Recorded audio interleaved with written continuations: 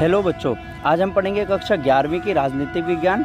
इसमें पढ़ेंगे हम संविधान क्यों और कैसे। ये हमारा पहला चैप्टर है और धीरे धीरे इसी चैप्टर को हम कई सारे पार्ट में पढ़ेंगे, फिर अगला चैप्टर करेंगे और हम अपना कोर्स कंप्लीट करेंगे। तो आज हम पहला चैप्टर पढ़ेंगे संविधान क्यों और कैसे। सबसे पहले इस अध्याय में हमें 4 चीज़ों का अध्ययन करना पड़ेगा।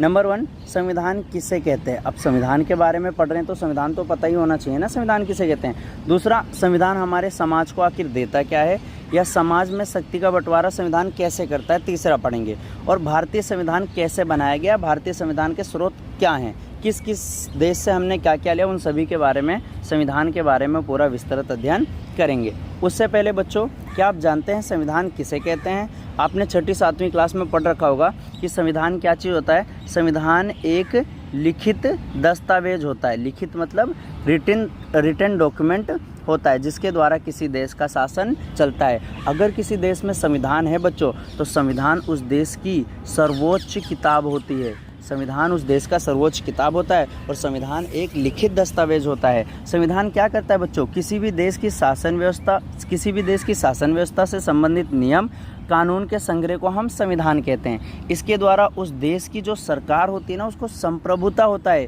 कि वो जो भी नियम और कानून का निर्माण करेगी, जनता स्वतः यानी अपने आप ही उन नियमों और कानूनों को पालन करने लगेगी।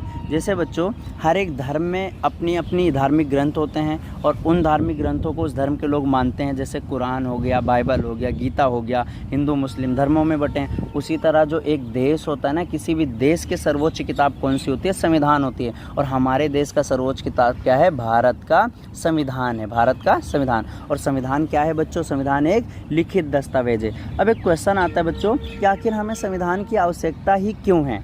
संविधान की आवश्यकता क्यों है, तो आप सभी को पता है बच्चों, मनुष्य एक सामाजिक प्राणी है और समाज अलग अलग सदस्यों या समुदायों से मिलकर बना है। समुदायों में तालमेल बिठाने के लिए संविधान जरूरी होता है, क्योंकि संविधान जो है जनता में आपसी विश्वास पैदा करता है और मूलभूत नियम उपलब्ध कराता है। क्यों, समाज में इतने सारे लोग होते हैं, सबकी सोच हर एक राय पे अलग अलग होती है। तो संविधान क्या करती है, सरकार निर्माण के नियमों और उपनियमों और शक्तियों और सीमाओं को भी तय करती है कि सरकार कैसे बनेगी, सीमाएं क्या होंगी सरकार के ऊपर, है ना, कानून कौन बनाएगा। और संविधान की आवश्यकता इसलिए ताकि एक न्यायपूर्ण समाज की स्थापना कर सकें। इन सभी कारणों के लिए संविधान की हमें आवश्यकता। उसके बाद बच्चों, मोस्ट इम्पोर्टेंट, संविधान की आवश्यकता क्यों है, उसको हम 4 पॉइंट में पढ़ेंगे।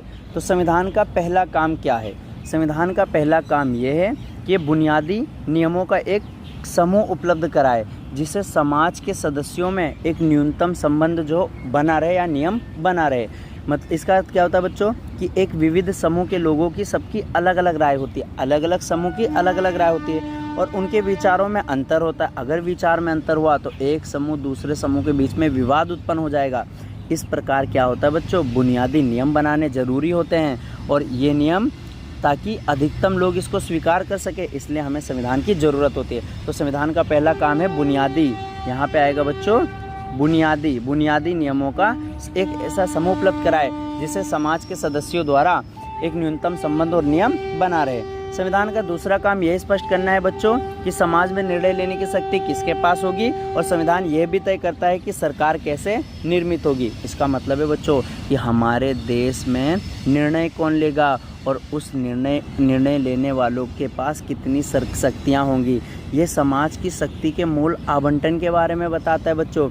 ये तय करता है कि कौन बनाएगा हमारे लिए कानून, और वो कानून क्या होंगे। भारत की संसद यानी विधायिका, याद रखना बच्चों, संसद का दूसरा नाम क्या है, विधायिका है, और विधायिका हमारे वहाँ कानून बनाती है। कुछ देशों में राजा कानून बताते हैं, लेकिन हमारा देश क्योंकि लोकतांत्रिक है इसलिए हमारे देश में संसद कानून बनाता है। संविधान का तीसरा काम यह है कि वे सरकार अपने नागरिकों पर लागू किए जाने वाले कानूनों पर कुछ सीमाएं लगाए।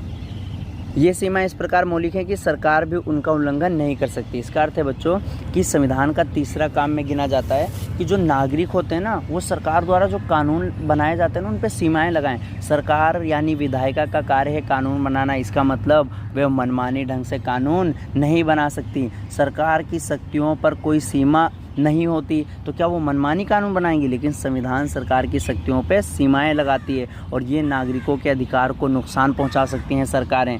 ये मनमानी कार्यवाही कर सकती हैं जो देश को भी नुकसान पहुंचा सकते हैं। कुछ सीमाएं तो निर्धारित की गई हैं संविधान में सरकार के खिलाफ और ये इस प्रकार मौलिक हैं कि सरकार कभी भी उनका उल्लंघन नहीं कर सकती।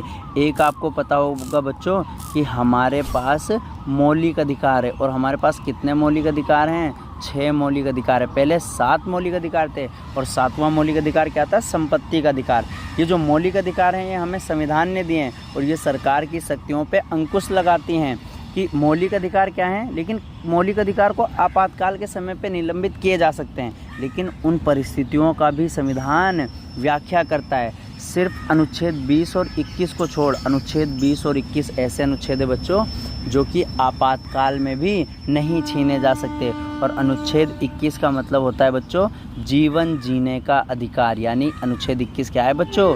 जीवन जीने का अधिकार, और ये हमसे छीना नहीं जा सकता। संविधान का चौथा काम है यह है कि वह सरकार को ऐसी क्षमता भी प्रदान करे जिससे सरकार जनता की आकांक्षाओं को पूरा कर सके और एक न्यायपूर्ण समाज की स्थापना कर सके और उसके लिए उचित परिस्थितियां बना सके। इसका अर्थ क्या है बच्चों? हमारे समाज में असमानताएं हैं, समाज में कई सारे वर्ग में लोग बटे हैं, जात पात में बटे हुए हैं और हमारा देश का संविधान कहता है, संविधान क्या है? एक बड़ा दस्तावेज है और ये लिखित रूप में है।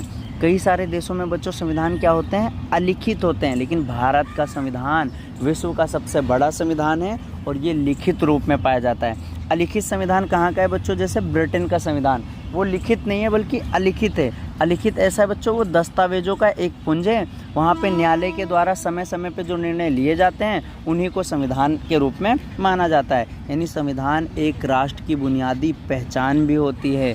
और संविधान का चौथा काम ये है कि सरकार को कुछ शक्तियाँ देना, सरकार को ऐसी शक्तियाँ देना ताकि वो समाज में प्राप्त जो भेदभाव है ना उनको ख़त्म कर सके। तो इस संविधान के बच्चों 4 काम थे, इनको हमने अच्छे से पढ़ लिया है। अब हम इनको जल्दी से 2 मिनट के अंदर रिवाइज़ करते हैं कि संविधान किसे कहते हैं। तो मैंने बताया था बच्चों संविधान क्या होता है? एक लिखित दस्तावेज होता है जिसके द्वारा किसी देश का शासन चलता है। और संविधान ही किसी देश का क्या होता है बच्चों? सर्वोच्च कानून होता है। देश के अंदर सर्वोच्च कानून कौन सी है? संविधान है। और भारतीय संविधान कैसा है बच्चों? एक लिखित दस्तावेज है, मतलब कि हमारे वहाँ लिखा हुआ है।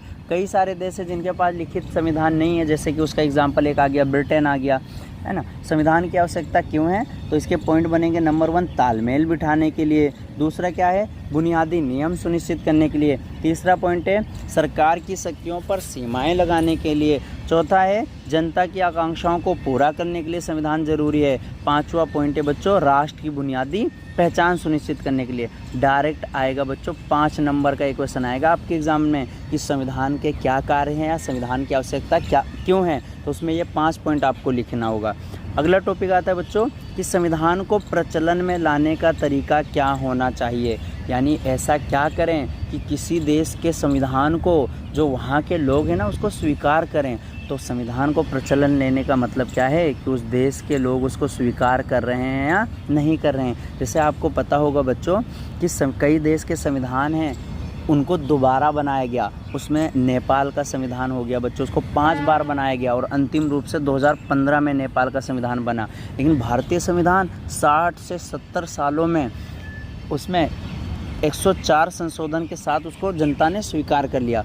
और संविधान को प्रचलन में लाने के तरीके में बच्चों ये आएगा कि ये बताता है कि संविधान कैसे अस्तित्व में आया, यानी संविधान को बनाया किसने है। कई देश के संविधान इसलिए निष्प्रभावी हो जाते हैं क्योंकि वहाँ पे सैनिक शासन या राजा या अलोकप्रिय नेता उस देश का संविधान बनाते हैं। विश्व के सर्वाधिक सफल संविधान गिना जाता है तो 3 देशों का बच्चों, भारत, अमेरिका और दक्षिण अफ्रीका। भारत का संविधान हो गया, अमेरिका का संविधान हो गया बच्चों, और साथ ही साथ में साउथ अफ्रीका का संविधान। ये सफल संविधानों में से एक है। ये संविधान एक सफल राष्ट्रीय आंदोलन के बाद में आया था। हमारे वहाँ पे महात्मा गांधी जी के नेतृत्व में जैसे राष्ट्रीय आंदोलन किया गया था ना, एक सफल संविधान प्रत्येक व्यक्ति को संविधान के प्रावधान का आदर करने का एक ना एक कारण अवश्य देता है।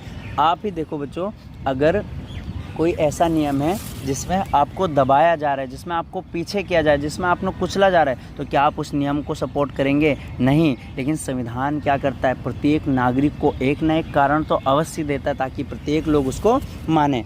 इस कारण संविधान को भारी वैधता मिली है। और हमारे वहाँ संविधान किसने बनाया? लोकप्रिय नेताओं ने बनाया था और सहमति पे बनाया था हमारा संविधान। लोगों ने इस प्रावधानों को अमल कर उसको अपना लिया, इसलिए भारतीय संविधान सबसे सफल संविधानों में से एक गिना जाता है। 60 से 70 साल हो गए हमारे संविधान को, इसमें अब तक 104 संशोधन हुए हैं और संविधान के अस्तित्व पर कोई भी प्रश्न नहीं उठा है।